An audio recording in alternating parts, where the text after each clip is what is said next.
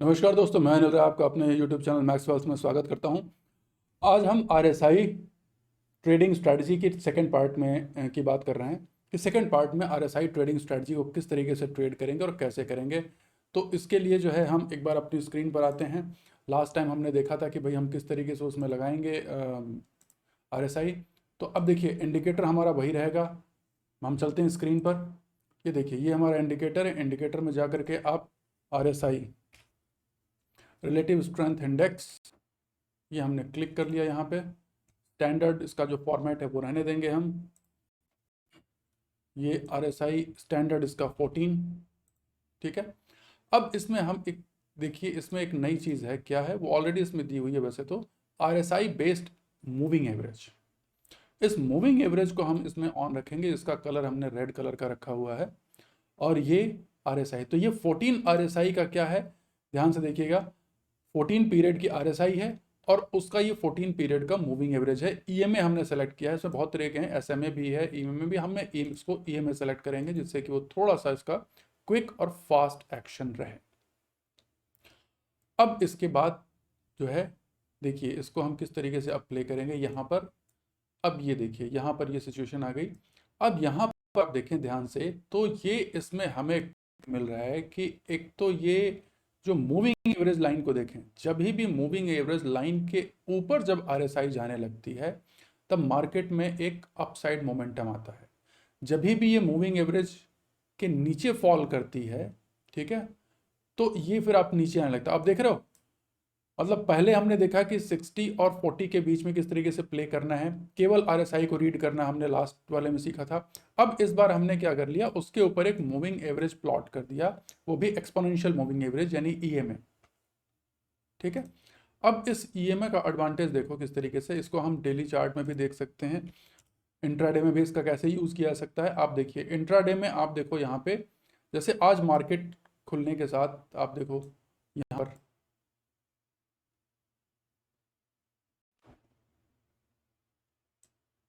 ये आप देखिए यहाँ पर ये, अब ये मोमेंटम यहाँ तक तो बना रहा, उसके बाद मोमेंटम स्लो दिखा रहा है। उसके बाद धीरे धीरे धीरे ये एवरेज लाइन भी फॉल कर रही है और नीचे आया है।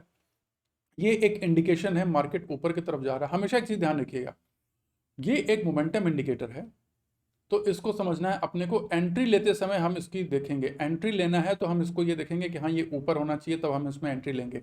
लेकिन एग्जिट केवल और केवल इसके बेस पे नहीं लेना। ये कोई एक यूनिवर्सल इंडिकेटर नहीं है कि बस जब ये ऊपर गया तो एंट्री ले लिया, नीचे आया तो हमने एग्जिट कर लिया।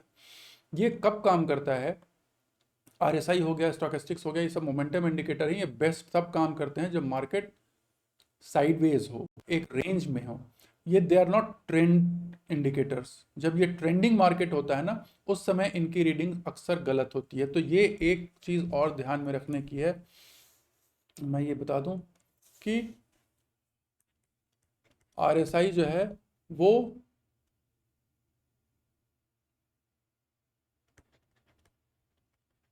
doesn't work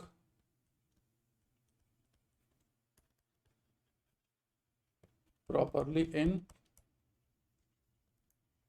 ट्रेंडिंग मार्केट, ठीक है।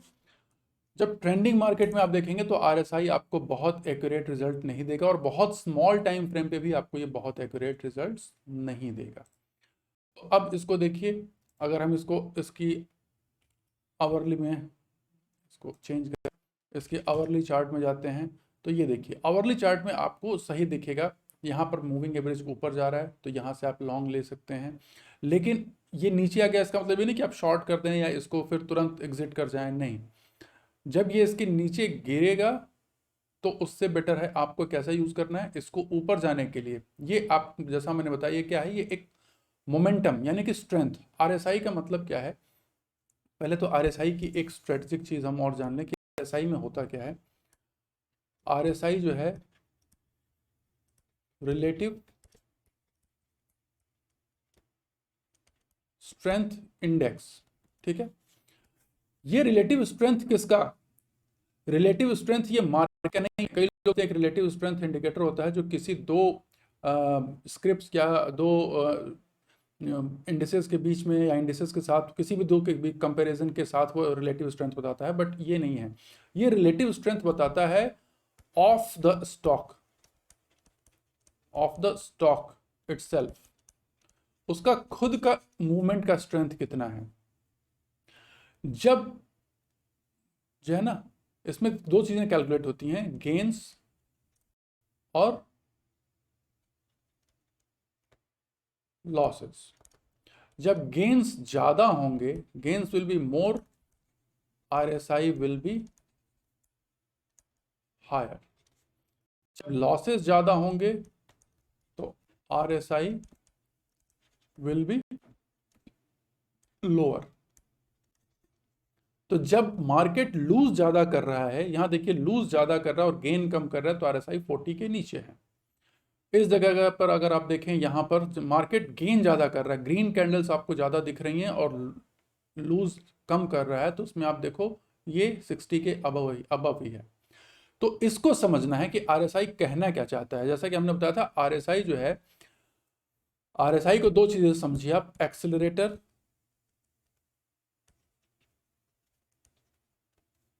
और ब्रेक। किसी भी गाड़ी में एक्सेलरेटर और ब्रेक होता है। अगर एक्सेलरेटर, मैं इसको थोड़ा सा क्लीन कर दूं तो बेटर समझ में आ जाएगा। यहां पर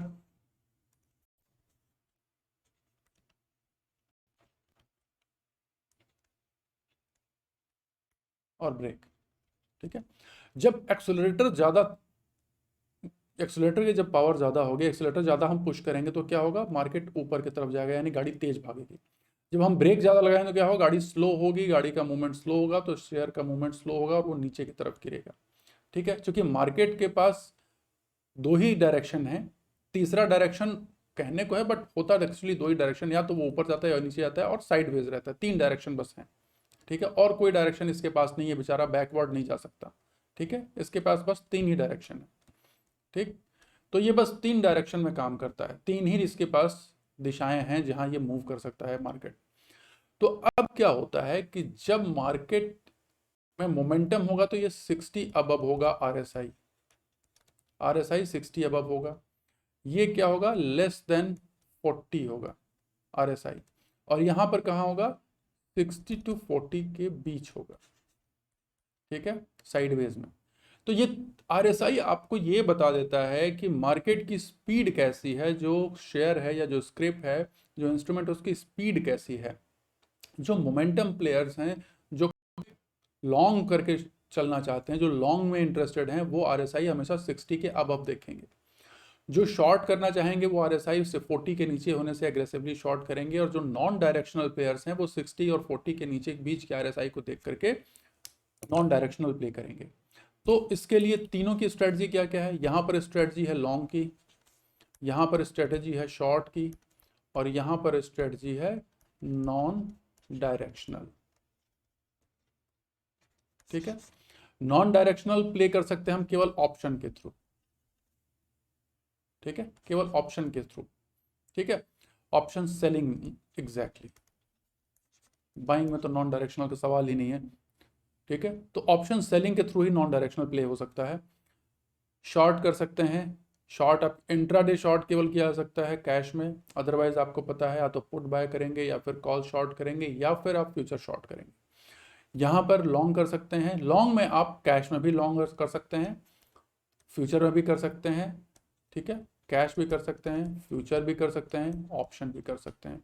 option buying and selling both हो सकती है, बाइंग होगी कॉल की और सेलिंग होगी पुट की, अगर मार्केट ऊपर जा रहा हो तो ये तरीके हैं जिनसे कि आरएसआई से हमको एक स्ट्रेंथ मिलती है। नाम है ना इसका, रिलेटिव स्ट्रेंथ इंडिकेटर, तो इसकी स्ट्रेंथ पता चल जाती है।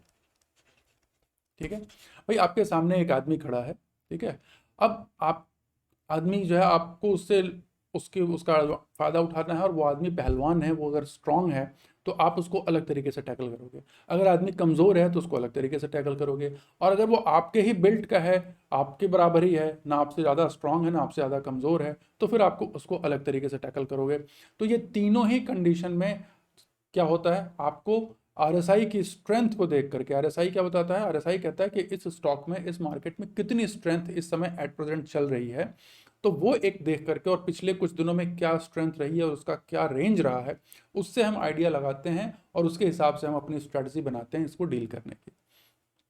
इसमें ये जो मूविंग एवरेज है, मूविंग एवरेज का एडिशन जो है बहुत अच्छी आपको इन्फॉर्मेशन देता है। अगर आपको ये देखिए यहाँ पर क्या होता है, बहुत फास्ट फ्लक्चुएशन दिख रहा है, तो जब भी आप शॉर्ट टाइम फ्रेम में अगर आप ट्रेड करना चाहते हो, स्मॉल टाइम फ्रेम में आप RSI 14 का मत रखो, इसको आप 35 का कर सकते हैं, ठीक है, आप 35 का कर सकते हैं, या कुछ लोग इसको, कुछ ट्रेडर्स इसको 50 का भी प्रेफर करते हैं शॉर्ट टाइम फ्रेम में, जब 5 मिनट की बात हो, यहाँ पर जैसे 5 मिनट का चार्ट होता, उसमें क्या होगा, उसमें आप देखेंगे ये आपको फ्लक्चुएशंस नहीं देगा, अदरवाइज बहुत फ्रीक्वेंट फ्लक्चुएशन हो, उसमें आपको थोड़ा सा एक यूजफुल इंफॉर्मेशन मिलेगी, एक थोड़ा सा जेन्युइन इंफॉर्मेशन मिलेगी। अगर आप शॉर्ट टर्म इंट्राडे यूज करना चाहते हैं तो फिर आपको इसका ड्यूरेशन बढ़ाना होगा, तब आप अगर 14 रखेंगे इसमें, देखिए 14 में क्या होगा, आपको बहुत से विपसॉस मिलेंगे, स्टैंडर्ड इसका है 14, अगर हम रखते हैं तो क्या होगा, आप देखो ये आपको बहुत से विपसॉस मिलेंगे, ये इस तरीके से up down up down up down, लेकिन हाँ ये आपको क्लियर इंडिकेशन दिख रहा है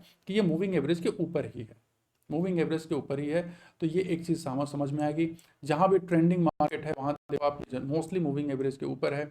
जब मार्केट फॉल कर रहा है यहाँ पर देखो ये मूविंग एवरेज के नीचे, और अगर 40 के नीचे आ गया और मूविंग एवरेज के नीचे, फिर तो आपको सोचना नहीं है, आपको खुल के इसको शॉर्ट करना है। जहां भी ये मूविंग एवरेज के नीचे आप इसको शॉर्ट कर सकते हैं, और 40 के नीचे जैसा कि आपको बताया आप बहुत ही अच्छे तरीके से कर सकते हैं।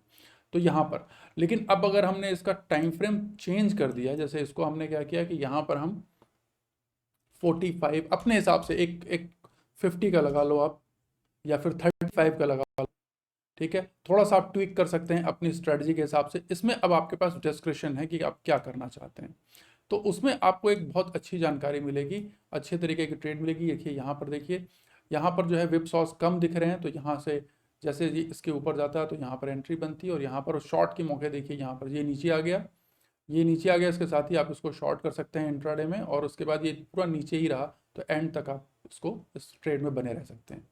अब यहाँ देखिए, यहाँ मार्केट रेंज बाउंड रहा, ऐसी कंडीशन में क्या होता है, देखिए यहाँ पे ये आपको बता देगा, ये ऊपर नीचे कहीं भी मूव कर रहा है, ये कहीं आपको क्लियर इंडिकेशन आपको दिख रहा है कि नहीं ये जो है मार्केट अभी रेंज बाउंड ही है।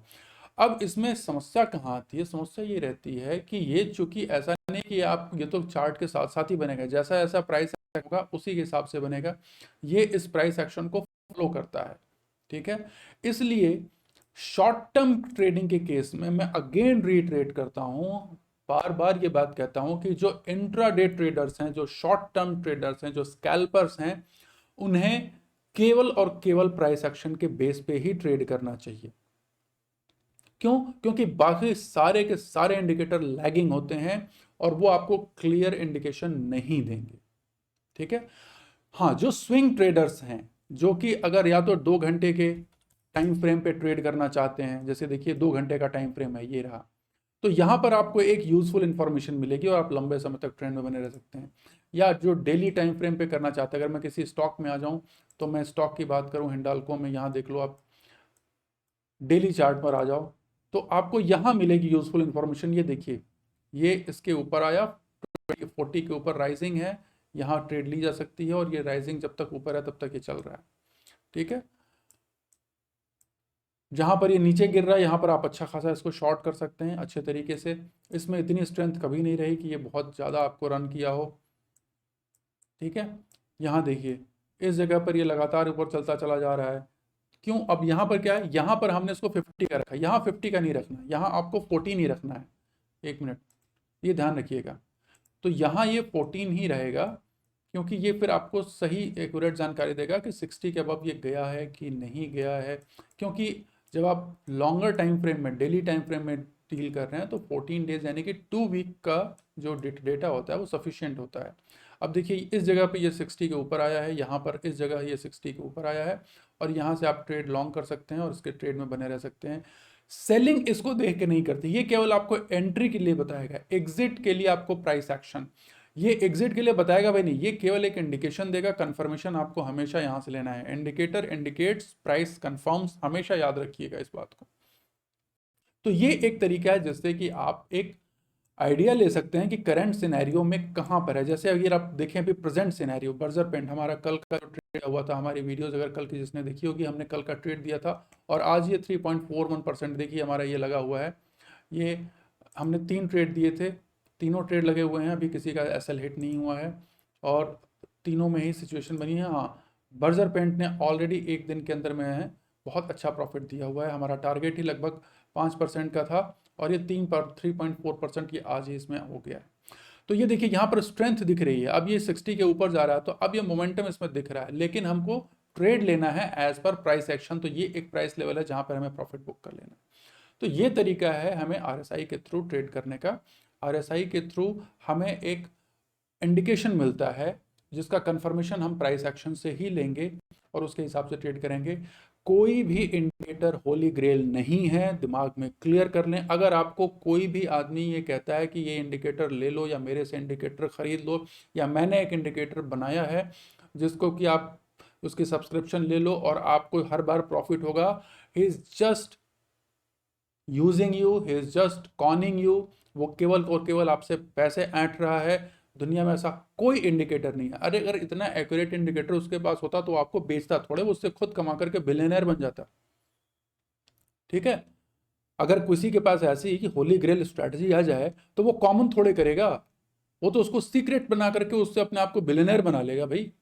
वो थोड़े आपको बेचेगा। वो बेचने का मतलब ही है कि वो आपसे पैसे लेना चाहता है। उसको भी पता है कि ये कई बार काम करेगा नहीं करेगा, जैसा कि हर स्ट्रैटेजी के साथ होता है। ठीक है, तो बस सिंपली आपको ये समझ लेना है, दिमाग में अपने आप को क्लियर कर लो। जितने भी नए स्टूडेंट्स आते हैं, जो लोग नए जो ट्रेडर्स होते हैं या इन्वेस्टर्स होते हैं मार्केट में, वो जब आते हैं तो मैं हमेशा देखता हूं कि वो इंडिकेटर के पीछे दौड़ते हैं कि कौन सा इंडिकेटर एक्यूरेट है, कौन सा इंडिकेटर से मुझे सिग्नल मिलेगा, बाय सिग्नल। दिमाग से एकदम ये बात निकाल दो, कोई भी इंडिकेटर आपको एक्यूरेट बाय सिग्नल नहीं देगा। ठीक है, आपको जो एक्यूरेट सिग्नल मिलेगा वो आएगा हमेशा प्राइस एक्शन से। कोई भी इंडिकेटर आपको सफिशिएंट नहीं है कि आपकी जो ट्रेडिंग स्किल को, हाँ ये केवल आपको क्या देंगे, एक रेफरेंस पॉइंट देंगे। इंडिकेटर का काम होता है आपको एक रेफरेंस पॉइंट देने का। आपको एक, अगर डायरेक्शनल इंडिकेटर है तो वो डायरेक्शन बताएगा, अगर मोमेंटम इंडिकेटर है तो आपको मोमेंटम बताएगा। ऑसिलेटर मतलब मोमेंटम होता है कि कब मोमेंटम एक्सेलरेट कर रहा है और कब मोमेंटम डिसेलरेट कर रहा है। ठीक है, तो गाड़ी में कब एक्सीलरेटर लग रहा है और गाड़ी कब स्पीड पकड़ रही है और गाड़ी में कब ब्रेक लग रहा है और कब वो अब धीरे धीरे धीरे धीरे स्लो हो रही है। बस आपको ये बताता है। आरएसआई हो गया, स्टोकेस्टिक्स हो गया, ये सारी चीजें। अब जो ट्रेंड इंडिकेटर्स हैं वो आपको अलग तरीके से वो कहते हैं भाई ठीक है, आपको जो है ट्रेंड किधर का है, अपवर्ड ट्रेंड है, डाउनवर्ड ट्रेंड है, वो बताते हैं। ठीक है, तो आपको किसी भी इंडिकेटर पे डिपेंडेंट नहीं होना है ट्रेंड के लिए। सबको आपको पता है भाई, सीधी सी बात है, price action. Price action again number 1 candle, ठीक है, दूसरा swing high swing low, support resistance, trend line, बस और कुछ नहीं जानना आपको। बस आप इतना समझ लो और इसकी प्रैक्टिस कर लो, आप बहुत कंफर्टेबल हो जाओगे आप मार्केट में एनालाइज करने में। एंड आपका जो डिसीजन होगा वो मतलब बिना किसी इंडिकेटर के बहुत ही अच्छा और बहुत क्विक डिसीजन होगा। आशा करता हूँ आपको वीडियो पसंद आया होगा। अगर आपको वीडियो पसंद आया हो तो इसे ज़रूर लाइक और सब्सक्राइब और शेयर करें। ठीक है, अपने दोस्तों तक जरूर पहुंचाएं। और अगर आपको लगता है कि कोई भी इशू है या कोई ऐसा मुद्दा, कोई ऐसा टॉपिक जिस पर आप चाहते हैं कि हम आपके सामने वीडियो लेके आएँ, आप ज़रूर कमेंट में डालें, हम उस पर वीडियो बना करके आपके सामने पेश करेंगे। Okay, have a great trading. Thank you very much.